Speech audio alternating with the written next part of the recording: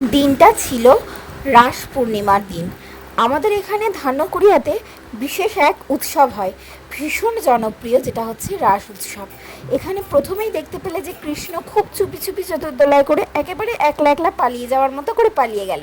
আর এখানে দেখতে পাচ্ছ রাধা রানী ভীষণ রকম লোক লস্কর গান কীর্তন করতে করতে শ্রীকৃষ্ণকে খুঁজতে বেরিয়ে পড়েছে।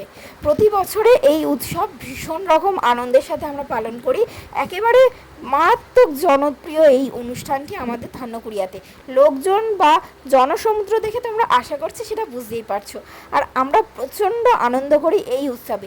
এটা ছিল প্রথম দিন রাসের। আমরা নাচতে নাচতে রাধারানীকে নিয়ে শ্রীকৃষ্ণের কাছে যাচ্ছিলাম। তো এই ঘটনাটি 3 দিন ধরে হয় এই রাস উৎসবটি। তো কী কী হয়, মেলা বসে, সমস্ত কিছু তোমাদের সাথে পরের ভিডিওতে শেয়ার করব।